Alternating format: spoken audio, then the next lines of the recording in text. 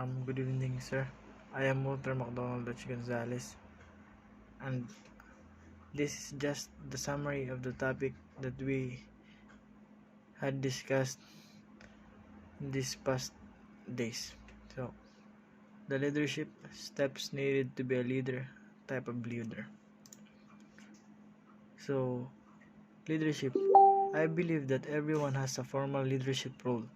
You can take actions and set conditions for those around you to be successful. Leadership can come from anyone. What makes someone a leader is the vision they have and the will to accomplish the vision. The goal may not be significant and it may not even be deemed as something everyone should aim for. It doesn't matter. What matters is that the goal aligns with you personally. So, the second one is the steps to become a leader. So, learning the steps and how to be a good leader can greatly impact the success of your team. So, you're the leader in your team, your organization, yourself. To be an effective leader, you must your own motivations, strengths, and weaknesses. Great leaders connect with their team by facilitating open communication, encouraging employee growth and development, and and, giving and receiving feedback. So there are also type of leader. So I can say that I am a type of leader where to lead by consensus, and that is democratic. A democratic leadership style can benefit both employees and employers. When it comes to employees, human beings have innate need to have control over their lives. They need to feel that their efforts are recognized and that they can make valuable contributions to the world. When these needs are fulfilled, employees are more likely to stay with their current organization. So, second activity that we had is assuming that I am a chief of police in a certain municipality. As a chief of police, what kind of leadership I will implement in my police station?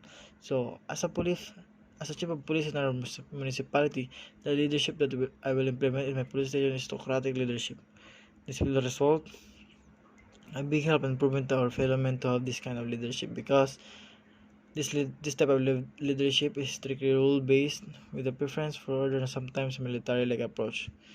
So the law enforcement leaders of today are facing arguably one of the most tumultuous times in policing. On a big picture scale, law enforcement organizations are feeling increased pressure to reevaluate their practices while balancing an ever-changing cultural, social, and technological landscape.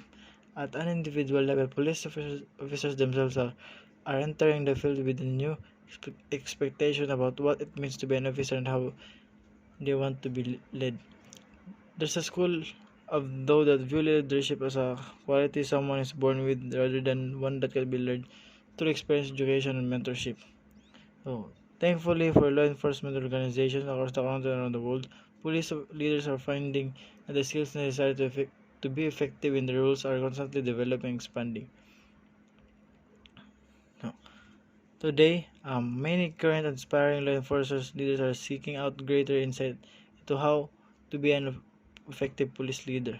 So, and what type of leadership style work best in this climate? So, the answer is simple only. There is not just one, but there's a number of leadership style, traits, skills, and responsibilities that quality police leaders should understand, learn, and practice to be successful.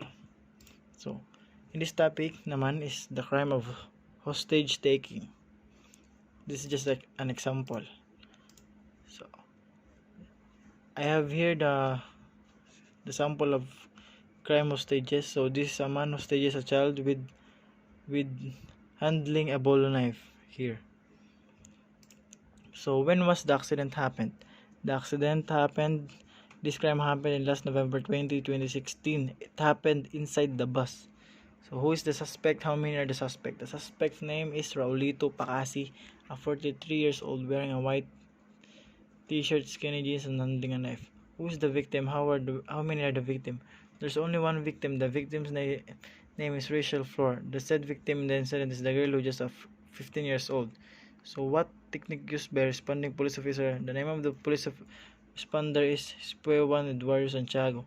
The technique that he used is he stayed calm. He tried to talk the suspect in a serious way. He's not just showing body movements to attack the suspect. When the hostage taker tried to attack the police officer, Pero Juan Santiago immediately aimed his gun at the hostage taker and fired it para maprotektahan siya. So that's all, sir. This is just a summary. Thank you.